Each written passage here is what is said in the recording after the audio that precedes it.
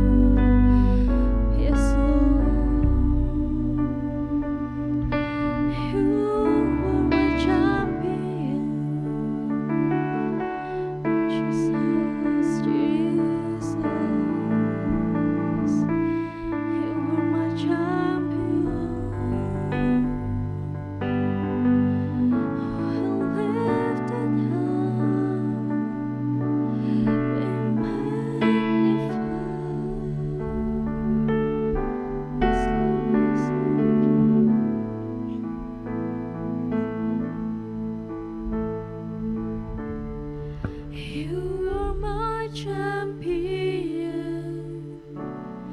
Giants fall when you stand undefeated. Every battle you've won. I am who you say I am. You crown me with confidence. I am seated in the heavenly place, undefeated, with the one who has conquered. Yes, Lord, yes, Lord. You are my champion. Giants fall when you stand undefeated. Every battle you've won. I am who you say I am. I am who you say I am. Yes, Lord. You crown me with confidence. I am seated in the heavenly place, undefeated, with the one who has conquered all. Yes, Lord.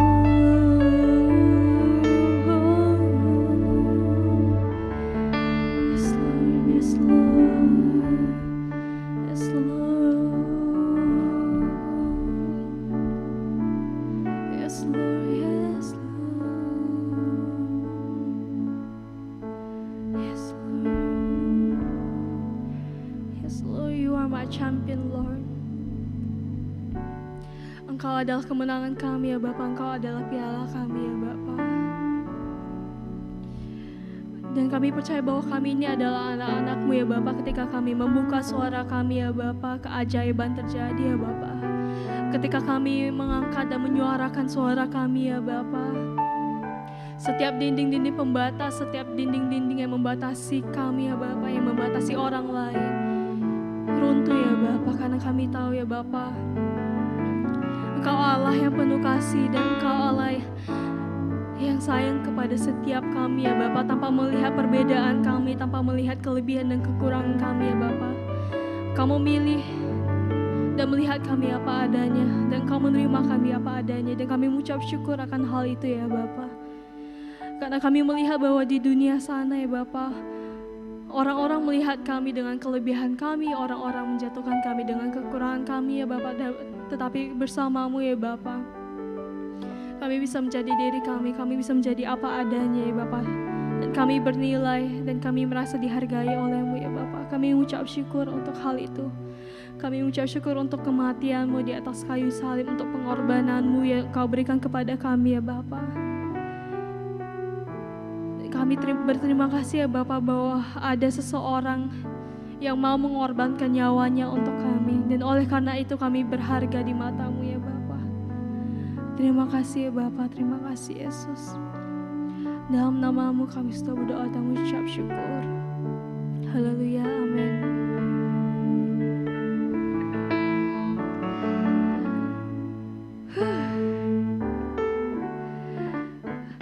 Oke.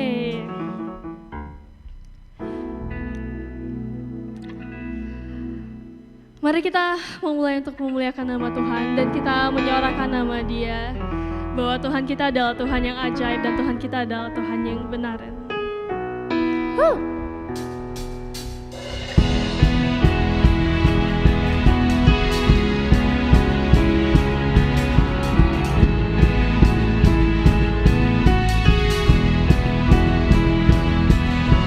Tak terbayang kebesaran-Mu, dan tak terbanding kekuatan-Mu Tuhan. Kau megah bagiku segenap jiwa dan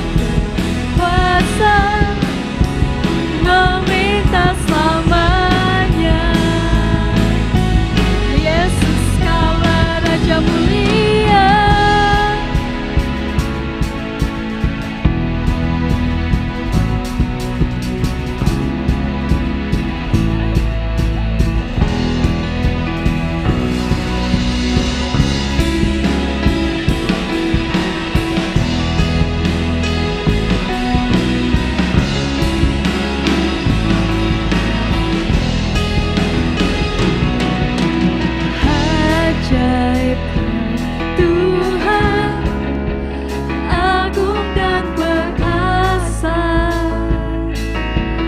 Kau sumber kemenanganku, Raya kuasa memerintah selamanya. Yesus, Kaulah Raja mulia, Tuhan, agung dan perkasa, Kau sumber kemenanganku, Raya kuasa memerintah selamanya. Yesus, Kaulah Raja mulia, Raja mulia.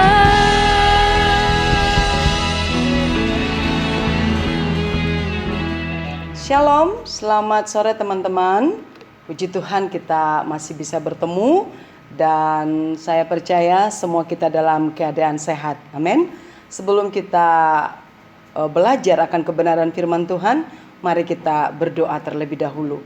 Bapa di surga, terima kasih kalau hari ini Engkau masih memberikan kami kesempatan untuk beribadah dengan teman-teman kami yang lain yang di rumah maupun yang ada di tempat ini. Kami percaya Engkau yang memberikan kami kesehatan, Engkau yang memberikan kami kehidupan yang baru, supaya kami senantiasa connect dengan Tuhan. Dan kami berdoa di dalam nama Yesus, Roh Kudus tolong kami, supaya pada waktu kebenaran firman-Mu disampaikan, roh kami connect dengan Bapa. Dan Engkau berikan kami roh pengertian, dan Engkau berikan juga kami pewahyuan-Mu Tuhan, supaya setiap kebenaran firman Tuhan yang kami dengar hari ini, kami boleh tangkap, kami boleh mengerti, dan dengan kemampuan kuasa Roh Kudus-Mu, kami semua anak-anak muda-Mu boleh mengambil keputusan menjadi pelaku firman Tuhan. Terpuji nama-Mu Roh Kudus, urapi setiap kami, berikan kami hati yang menghormati Tuhan dan menghormati kebenaran firman-Mu. Di dalam nama Tuhan Yesus kami terima hati seorang murid dan telinga seorang murid. Dalam nama Yesus, setiap kita yang mau belajar dari kebenaran firman Tuhan, bersama saya katakan amin. Selamat Paskah buat kita semuanya. Karena hari ini adalah hari kemenangan Kristus. Justru hari ini adalah hari yang sungguh-sungguh bersejarah bagi kehidupan kekristenan kita, di mana kita tahu bahwa Tuhan yang kita layani, Tuhan yang kita sembah adalah Tuhan yang hidup. Dia mati untuk dosa-dosa kita dan Dia bangkit dari antara orang mati, yaitu tepatnya pada hari ketiga. Dan hari ini teman-teman, saya rindu sekali setiap kita punya roh haus dan lapar akan kebenaran firman Tuhan. Nah, hari ini saya rindu sekali kita bersama-sama belajar. Yang saya ambil tema adalah kebangkitan Yesus membawa pembaharuan. Mari kita baca ayat firman Tuhan ini. Saya akan baca buat teman-teman semua. Kalau saudara juga boleh baca bersama dengan saya, itu lebih baik. Kita baca di dalam Lukas 24 ayat 1-7. Tetapi pagi-pagi benar pada hari pertama minggu itu, mereka pergi ke kubur membawa rempah-rempah yang telah disediakan mereka. Mereka mendapati batu sudah terguling dari kubur itu. Dan setelah masuk mereka tidak menemukan mayat Tuhan Yesus. Sementara mereka berdiri termangu-mangu karena hal itu, tiba-tiba ada dua orang berdiri dekat mereka memakai pakaian yang berkilau-kilauan. Mereka sangat ketakutan dan menundukkan kepala. Tetapi kedua orang itu berkata kepada mereka, "Mengapa kamu mencari Dia yang hidup di antara orang mati? Ia tidak ada di sini. Ia telah bangkit. Ingatlah apa yang dikatakannya kepada kamu ketika ia masih di Galilea, yaitu bahwa anak manusia harus diserahkan ke tangan orang-orang berdosa dan disalibkan dan akan bangkit pada hari yang ketiga." Nah saudara, ini adalah anugerah terhebat yang kita terima. Karena setiap orang-orang yang ada di luar sana, yang ada di luar Kristus, kalau mereka tidak percaya bahwa Yesus bangkit, dan itu akan menjadi satu kerugian besar buat mereka. Tapi kita bersyukur, kita bersuka cita, kita berterima kasih kepada Bapa kita di surga yang telah mengirim anaknya yang tunggal untuk mati demi dosa-dosa kita, mengampuni kita, dan dia tidak mati selamanya. Dia bangkit dari hari yang ketiga. Itulah kenapa kita hari ini merayakan hari kebangkitan Kristus. Dan itu adalah satu keistimewaan yang terhebat, anugerah terhebat, kasih karunia yang luar biasa, yang amazing sekali, yang patut kita rayakan bersama. Nah teman-teman, saya rindu sekali kita belajar bersama. Setelah Yesus bangkit dari antara orang mati, apa yang kita dapatkan dari kebangkitan Kristus? Saya percaya pada waktu Yesus lahir dan dia melayani selama 3,5 tahun, lalu dia disalibkan dan dia mati disalib dan dia bangkit dari antara orang mati. Itu yang membuat kita bisa bermegah. Ada begitu banyak tokoh-tokoh agama. Mereka mungkin orang-orang hebat, tapi mereka mati dan tidak pernah hidup lagi. Dan bahkan ada banyak istilah-istilah berkata, kitab suci boleh banyak, nabi boleh banyak, agama boleh banyak, tapi juru selamat hanya satu. Katakan amin teman-teman. Nah hari ini saya rindu sekali pembaharuan apa yang Tuhan Yesus berikan bagi setiap kita. Yang pertama adalah Tuhan Yesus memberikan kita identitas yang baru. Identitas kita menjadi anak-anaknya Allah. Mari kita baca di dalam 1 Yohanes 3 ayat 1. Lihatlah betapa besarnya kasih yang dikaruniakan Bapa kepada kita, sehingga kita disebut anak-anak Allah. Dan memang kita adalah anak-anak Allah. Nah teman-teman, sebagai anak muda, jangan pernah mencari identitasmu di sosial media atau di dunia ini, atau bertanya kepada temanmu, siapakah aku? Tahukah saudara bahwa identitas ini sangat penting bagi kita? Karena dengan identitas kita, orang akan mengenal kita siapa. Kalau orang hidup tanpa identitas, itu adalah hidup yang paling tragik. Nah saudara, saya mau kasih tahu kepada kita, Tuhan berkata, Alkitab berkata, bukan saya yang berkata. Dikatakan betapa besarnya kasih yang dikaruniakan Bapa kepada kita, sehingga kita disebut anak-anak Allah. Dan memang kita adalah anak-anak Allah. Betapa berbahagianya kita kalau kita disebut anaknya Allah. Allah pencipta langit dan bumi, Allah yang memiliki segala sesuatunya. Saudara bangga enggak kalau misalnya suatu kali wali kota berkata, oh mungkin Abah, kau adalah anak wali kota Batam. Wow, dia akan membawa nama besar ini kemanapun dia pergi, dimanapun dia berada, dia pasti dihormati. Apalagi kita teman-teman. Tapi seringkali karena kita tidak melihat Allah itu dengan mata jasmani kita, seringkali kita menganggap remeh, menganggap rendah diri kita. Bahkan kita kadang-kadang tidak tahu siapa sih aku sebenarnya. Dan bahkan anak-anak muda hari-hari ini, mereka mencari identitas yang semu. Dan itulah yang terjadi di antara anak-anak muda. Mereka tidak mau tidak dianggap, mereka tidak mau tidak diterima, mereka tidak mau tidak dihormati, tidak dihargai, tidak diakui. Lalu mereka mencari identitas-identitas yang lain. Supaya apa? Supaya mendapatkan pengakuan, supaya mendapatkan penerimaan. Bahkan kita melihat begitu jahatnya dunia. Mereka ditarik oleh segala sesuatu kebodohan mereka. Mereka berkata, memang kamu adalah laki-laki, tapi jiwamu adalah perempuan. Atau mungkin ada yang lain berkata, ya tubuhmu adalah perempuan, tapi jiwamu adalah laki-laki. Dan identitasmu adalah lesbian, identitasmu adalah homoseksual, identitasmu adalah transgender, identitasmu adalah biseksual. Nah makanya itu teman-teman yang iblis rusak dari kita. Nah makanya kita bersyukur kepada Tuhan. Tuhan Yesus memberikan kita pembaharuan identitas. Yang dulunya kita manusia berdosa, yang dulunya kita adalah tempat tujuan kita adalah neraka. Tapi dengan kematian Yesus di kayu salib dan dengan kebangkitannya, kita diberikan identitas yang baru, menjadi anak-anaknya Allah. It's a great, isn't it? Ini adalah anugerah terhebat, anugerah yang patut kita syukuri. Makanya teman-teman, jangan pernah mencari identitasmu di tempat lain. Jangan pernah mencari identitasmu di sosial media atau di apa kata temanmu. Seringkali anak-anak muda, mereka sampai tidak tahu tujuan hidup mereka. Karena apa? Karena mereka kehilangan identitas. Mereka mengalami krisis identitas. Makanya ada LGBT, ada kegerakan-kegerakan feminisme, ada kegerakan-kegerakan yang tidak berasal dari Tuhan. Yang pertama kita harus tahu teman-teman, identitas kita menjadi anak-anak Allah. Itu yang harus Anda dan saya ketahui. Kemanapun Anda pergi, dimanapun Anda berada, pastikan kita semua mengetahui identitas saya adalah anak Allah. Ini pembaharuan yang luar biasa yang kita dapatkan saudara-saudara. Di dalam Galatia 4 ayat 7 dikatakan, jadi kamu bukan lagi hamba, melainkan anak. Jikalau kamu anak, maka kamu juga adalah ahli-ahli waris oleh Allah. Saudara bayangkan kalau Yesus tidak bangkit dari antara orang mati, apa yang kita warisi? Kita menyembah Allah yang mati, betul? Tapi dengan kebangkitan Yesus di kayu salib, Tuhan Yesus memperdamaikan kita dengan Bapa. Lalu kita diberikan identitas menjadi anak. Dan setiap anak mempunyai hak menjadi ahli waris kerajaan surga. It's amazing. Makanya teman-teman, never look down on yourself. Karena identitas ini membuat kita berbeda dengan orang-orang dunia. Ada begitu banyak orang di luar sana. Mereka tidak memiliki identitas. Bahkan kami melayani orang-orang pengungsi, teman-teman.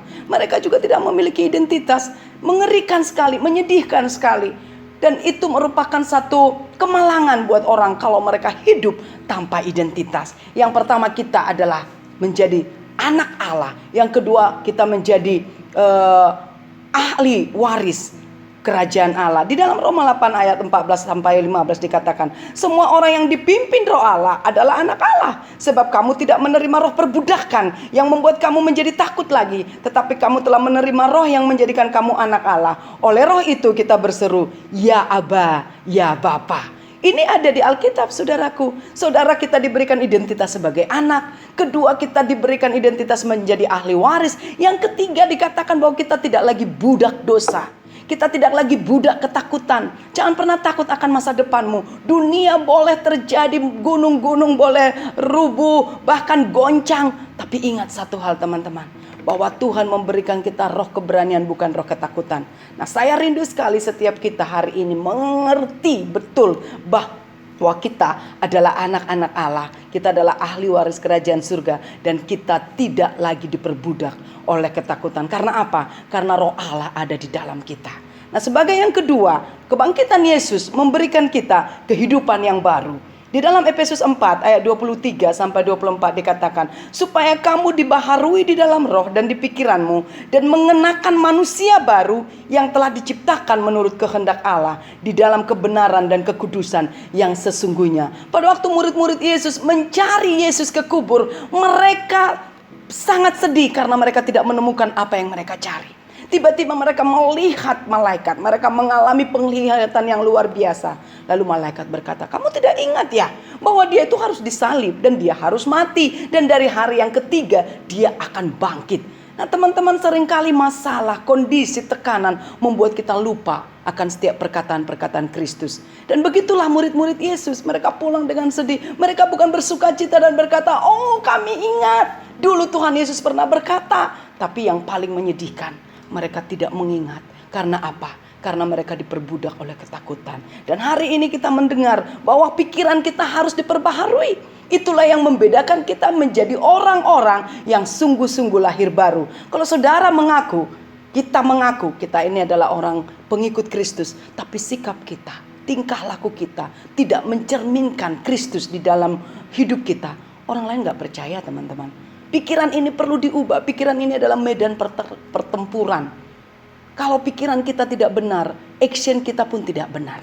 Kalau pikiran kita kacau, perkataan kita, tingkah laku kita juga kacau. Makanya kebangkitan Yesus membawa pembaharuan di dalam budi pekerti kita, di dalam pola pikir kita. Pola pikir kita ini perlu mengenakan manusia yang baru. Dan Tuhan berkata, kita diciptakan menurut kehendak Allah di dalam kebenaran dan kekudusan yang sesungguhnya. Saudara, kita harus tahu pada waktu Tuhan Yesus telah memberikan kita identitas sebagai anak, identitas sebagai ahli waris kerajaan surga, identitas kita tidak diperbudak lagi oleh dosa, tidak diperbudak lagi oleh ketakutan, maka kita dikenakan manusia baru. Nah, kita harus bersuka cita. Pada waktu murid-murid bertemu dengan Tuhan Yesus, mereka tidak bisa menyentuh tubuh Yesus. Saudara masih ingat apa yang dikatakan oleh Yesus kepada Maria Magdalena? Yesus berkata, jangan sentuh aku. Karena ada manusia baru.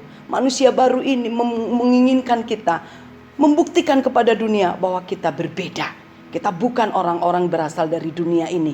Bukan berarti kita adalah orang yang aneh, teman-teman. Tapi orang-orang bisa melihat ada Kristus di dalam perkataan kita. Ada Kristus dalam sikap kita. ada Kristus dalam penampilan kita, the way we perform, kita tidak lagi menjadi orang yang sama dengan dunia ini. Yang berikutnya dikatakan bahwa Tuhan memberikan kehidupan yang baru. Di dalam Roma 6 ayat 4. Dengan demikian kita telah dikuburkan bersama-sama dengan Dia oleh baptisan dalam kematian. Supaya sama seperti Kristus telah dibangkitkan dari antara orang mati oleh kemuliaan Bapa. Demikian juga kita akan hidup dalam hidup yang baru. Saya tidak tahu apakah setiap anak-anak muda yang mendengar saya hari ini sudah dibaptis air.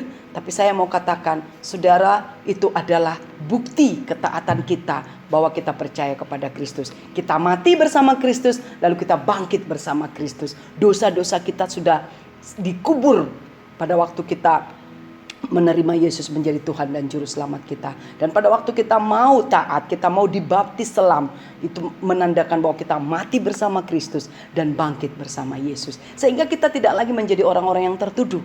Hari-hari ini banyak sekali orang yang bunuh diri. Karena apa teman-teman? Tidak mengalami kemerdekaan di dalam rohnya. Mereka selalu dituduh oleh dosa-dosanya. Nah, hari ini Tuhan memberikan kita identitas yang baru. Tuhan memberikan kita menjadi manusia yang baru, di mana kita mendapatkan kehidupan yang baru. Bahwa Tuhan berkata, hiduplah di dalam Kristus, maka engkau akan merdeka sebagaimana Yesus telah bangkit dari antara orang mati. Yang ketiga, apalagi yang Tuhan berikan kepada kita? Pembaharuan apalagi yang diberikan Tuhan kepada kita? Tuhan menjadikan kita ciptaan yang baru. Saya percaya mungkin ayat ini udah sering saudara dengar. Di dalam 2 Korintus 5 ayat 17-18 dikatakan, jadi siapa yang ada di dalam Kristus, ia adalah ciptaan baru. Sama-sama dengan saya katakan, ciptaan baru. Yang lama sudah berlalu, sesungguhnya yang baru sudah datang. Dan semuanya ini dari Allah yang dengan perantaraan Kristus telah mendamaikan kita dengan dirinya dan yang telah mempercayakan pelayanan perdamaian itu kepada kami. Sungguh kita bersyukur kepada Tuhan teman-teman. Di mana kita dijadikan ciptaan yang baru. Bukan tubuh kita ini yang gemuk menjadi langsing, atau yang hidungnya pesek jadi mancung, atau yang bukan secara fisik saudara, bukan secara lahir ya, tapi secara batin. Di mana Tuhan memberikan kita rohnya, memimpin kita sehingga kita jijik melakukan hal-hal yang tidak berasal dari Tuhan. Sehingga pada waktu ada dunia menawarkan sesuatu yang melawan firman Tuhan, immediately kita bisa menarik diri dan berkata, tidak lagi. Kenapa? Bukan karena kekuatan kita teman-teman, tapi karena roh Allah ada di dalam kita. Makanya dikatakan, siapa yang ada di dalam Kristus, ia adalah ciptaan yang baru. Pertanyaan saya adalah, sudahkah Anda menjadi ciptaan yang baru? Kalau kita mengaku bahwa Kristus ada di dalam kita, pastikan kita menjadi ciptaan yang baru. Yang lama sudah berlalu, sakit hati, kepahitan, dendam, atau apapun yang menghalangi kita menjadi saksi bagi Kristus, itu sudah berlalu. Sudah dikubur tadi bersama Kristus. Dan kita dikatakan bahwa yang baru sesungguhnya sudah datang. Kebangkitan Kristus membuktikan kepada kita bahwa kita diberikan roh yang baru. Roh yang baru inilah yang akan menginsafkan kita akan dosa-dosa. Roh yang baru ini artinya Roh Kudus ada di dalam kita. Roh Kudus yang mengasih tahu kepada kita, ini enggak benar, ini tidak kudus, jangan bermain-main dengan dosa. Kalau itu tidak ada lagi di dalam kita teman-teman, cek dan recheck hidupmu. Jangan kita merasa bahwa aku sudah menjadi orang Kristen, sudah mungkin dari sejak lahir, atau mungkin kita sudah melayani Tuhan berpuluh-puluh tahun. Tapi pertanyaannya adalah, adakah orang-orang di sekeliling kita melihat bahwa kita adalah ciptaan yang baru? Tuhan Yesus membawa pembaharuan supaya engkau dan saya berani berkata, I'm a new creation. Kita adalah orang-orang yang diciptakan oleh Allah. Yang berikutnya, kebangkitan Yesus memberikan kita kewarganegaraan yang baru, yaitu warga negara surgawi. Mari kita buka di dalam Filipi 3 ayat 20. Karena kewargaan kita adalah di dalam surga, dan dari situ juga kita menantikan Tuhan Yesus Kristus sebagai juru selamat. Sekali lagi saya katakan, karena kewargaan kita adalah di dalam surga. Saudara pernah mendengar ini atau tidak? Kita memang warga negara Indonesia secara fisik, tapi roh kita itu adalah bagian dari surga. Makanya tadi saya katakan Tuhan telah memberikan kita kehidupan yang baru. Kita sudah diciptakan menjadi ciptaan yang baru. Yang lama sudah berlalu, yang baru sudah datang. Pada waktu kita mendapatkan itu teman-teman, kita boleh dengan bangga berkata bahwa kewarganegaraan kita adalah warga negara surga. Tahu nggak teman-teman, suatu kali teman jemaat kami di sini mewawancarai orang-orang pengungsi yang kita layani. Lalu tiba-tiba mereka diberikan satu pertanyaan. Jika Anda diterima di negara ketiga menjadi warga negara, bagaimana perasaan Anda? Tiba-tiba apa yang terjadi dengan laki-laki muda, anak muda ini? Dia menangis, dia meneteskan air mata, dia berkata, jika saya memiliki kewarganegaraan, itu adalah hadiah terhebat yang pernah saya dapatkan. Karena dari sejak kecil, saya tidak tahu saya ini warga negara apa. Saya adalah orang Afghanistan yang migran ke Iran. Lalu kami tidak punya kewarganegaraan yang real, kewarganegaraan yang punya hak mendapatkan segala sesuatu di negara Irak. Lalu dikatakan waktu itu dia pengen menjadi seorang dokter. Tiba-tiba dia ngomong dengan antusias di waktu masih remaja, "Papa, saya nanti akan menjadi dokter." Tiba-tiba papanya berkata, "Jangan pernah bermimpi anakku, karena kita bukan warga negara ini. Kamu tidak berhak mendapatkan apapun karena kamu bukan warga negara ini." Saudara, mungkin negara Singapura sangat dekat dengan kita, betul? Kalau kita masuk ke negara Singapura, kita hanya membawa warga negara paspor kita, yaitu membuktikan bahwa kita adalah warga negara Indonesia. Dan kalau waktu kita masuk ke warga negara Singapura, kita tidak berhak untuk memakai fasilitas-fasilitas yang disediakan khusus untuk oleh citizen yang ada di sana. Dan saudara harus bangga bahwa Tuhan berkata kepada kita di Filipi 3 ayat 20, karena kewargaan kita adalah di dalam surga, dan dari situ juga kita menantikan Tuhan Yesus Kristus sebagai juru selamat. Saudara, kebangkitan Yesus membawa kewarganegaraan yang baru bagi kita. Jangan pernah berpikir bahwa kita akan mati lalu kita tidak akan lagi memiliki masa depan. Kematian kita itu pasti. Semua orang yang di dunia ini pasti mati. Gak ada satu orang pun sehebat apapun dia, sekaya apapun dia, tidak ada satu orang pun yang hidup selama-lamanya. Yang paling penting bagi kita adalah setelah kita mati, kehidupan apa yang kita miliki. Karena hanya ada dua hal yang kita harus tahu. Kewarganegaraan neraka atau kewarganegaraan surga. Orang-orang yang tidak mengenal Kristus, yang tidak menerima Yesus menjadi Tuhan dan Juru Selamatnya, yang tidak percaya kepada Kristus, yang tidak mengaku Yesus sebagai Juru Selamatnya, mereka bagiannya warga negara neraka. Itu firman Tuhan. Tapi kita, Tuhan berkata, orang yang sudah dijadikan anak, orang yang sudah mengerti bahwa identitasnya adalah ahli waris, orang yang sudah lepas dari segala perbudakan dosa, perbudakan ketakutan, lalu dia mendapatkan satu kehidupan yang baru, dia menjadi ciptaan yang baru, lalu Tuhan memberikan kita kewarganegaraan yang baru. Di dalam Yohanes 14 ayat 6 dikatakan, kata Yesus kepadanya, "Akulah jalan dan kebenaran dan hidup. Tidak ada seorang pun yang datang kepada Bapa kalau tidak melalui aku." Saudara bisa bayangkan kalau Yesus tidak bangkit dari antara orang mati, kita tidak akan pernah mendengar ini lagi. Gak mungkin orang mati bisa menuntun kita, betul? Gak mungkin orang mati bisa memberikan kita jalan. Gak mungkin orang mati bisa memberikan kita kehidupan. Gak mungkin orang mati bisa membawa kita kepada kebenaran. Makanya saudara, kita bersyukur kepada Tuhan. Kebangkitan Kristus adalah kemenangan bahwa maut tidak bisa menahan Yesus. Maut tidak bisa mengalahkan Yesus. Memang dia menderita, memang dia mati. Membuktikan apa? Kasih yang besar yang diberikan oleh Allah kepada kita. Supaya engkau dan saya memiliki identitas yang jelas. Memiliki kehidupan yang baru. Mendapatkan kita menjadi manusia yang baru. Kita berkenan kepada Kristus. Dan yang terakhir, kita menjadi warga negara kerajaan surga. Teman-teman, saya mau kasih tahu kepada kita bahwa biarlah kebangkitan Kristus ini bukan hanya sekedar hari yang pasbai, tapi ini menjadi hari yang kita renung-renungkan. Saya tidak bisa bayangkan apa jadinya hidup saya tanpa kebangkitan Kristus. Memang Yesus lahir, Yesus melayani, Yesus berkata bahwa kita ini adalah anak-anaknya. Tapi kalau dia mati, apa yang kita mau beritakan kepada dunia? Berita orang mati yang gak pernah hidup? Tidak, saudara. Kita bangga, kita bersuka cita. Tuhan memberikan kita identitas sebagai anak. Dan Tuhan juga memberikan kita menjadi manusia dan ciptaan yang baru. Lalu kita menjadi orang yang memiliki kewarganegaraan surga. So, jangan terlalu fokus dengan apa kata dunia ini. Jangan terlalu fokus dengan apapun tawaran-tawaran dunia ini. Fokus kita kepada Kristus. Sebagai anak muda yang mengenal Kristus, yang percaya kepada Tuhan, yang tahu identitasmu adalah anak Allah. Identitas kita Tuhan yang tentukan, bukan dunia, bukan teman-temanmu, bukan sosial media. Sebagai kesimpulan dikatakan bahwa dalam 1 Petrus 2 ayat 9 sampai 10. Saya baca kepada kita. Tetapi kamulah bangsa yang terpilih, imamat yang rajani, bangsa yang kudus, umat kepunyaan Allah sendiri, supaya kamu memberitakan perbuatan-perbuatan yang besar dari Dia, yang telah memanggil kamu keluar dari kegelapan kepada terangnya yang ajaib.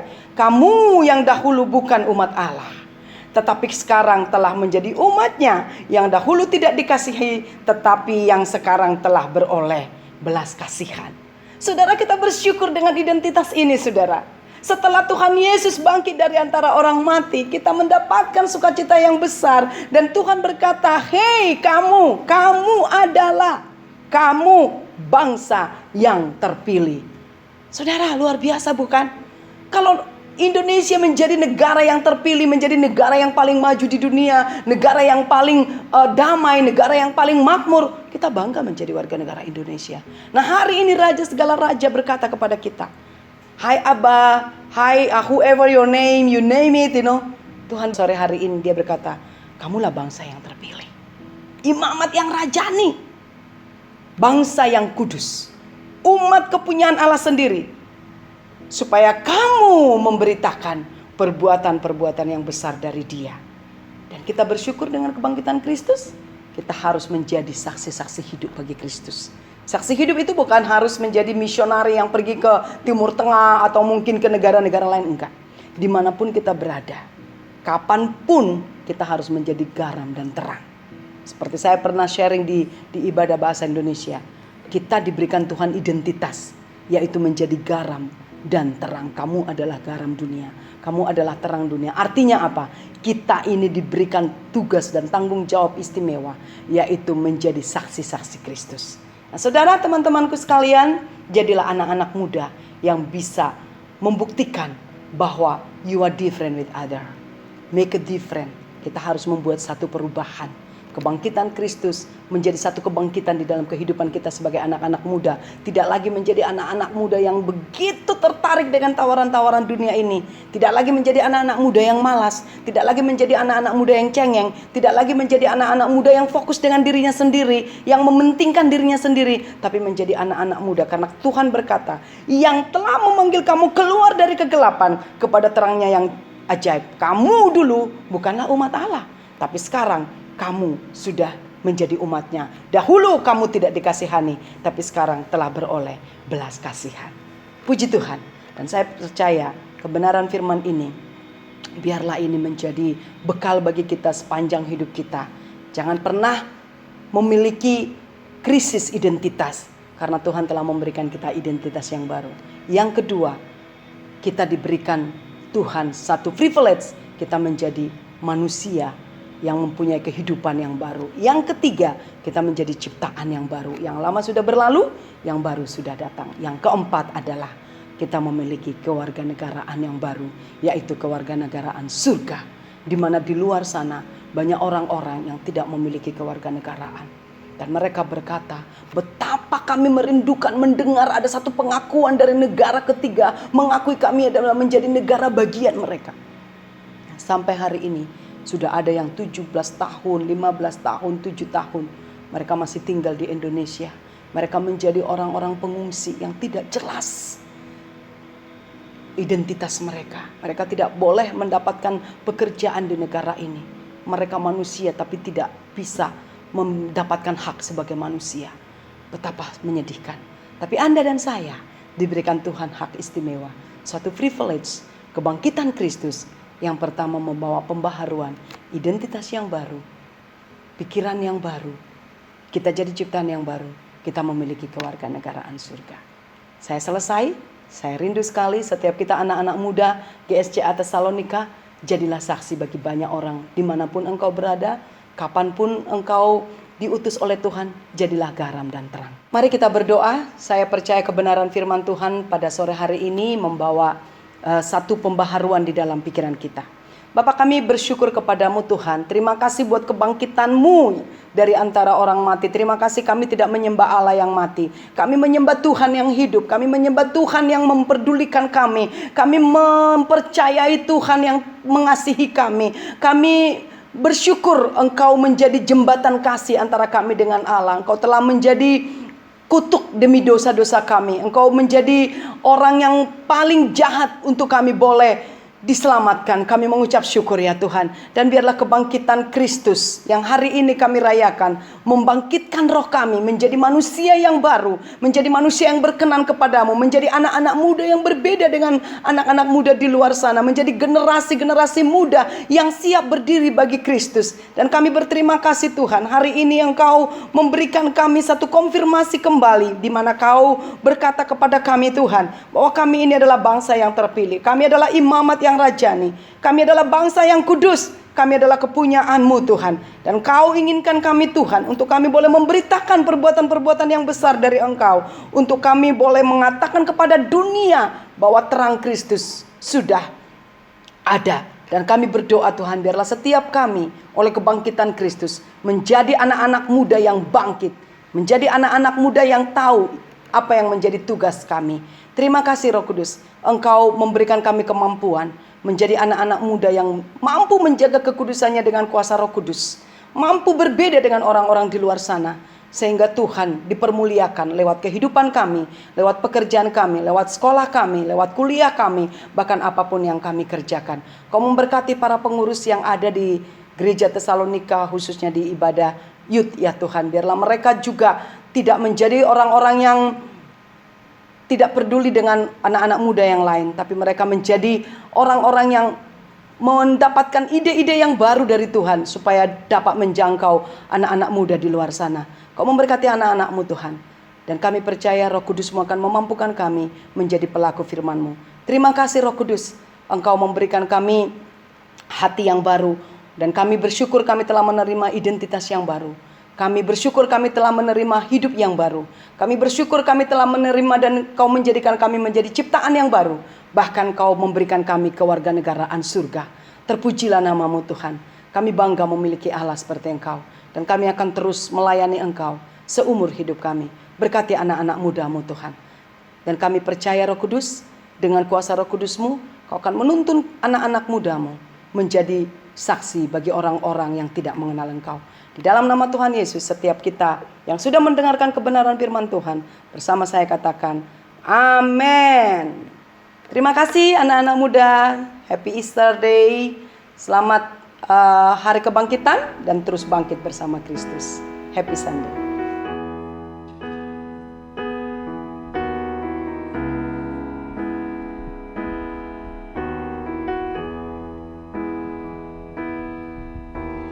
This is my desire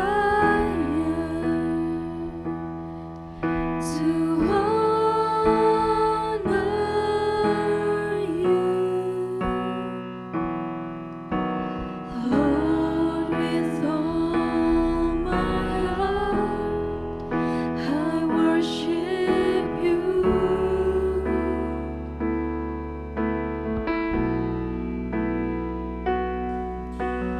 All I have within me, I give you praise.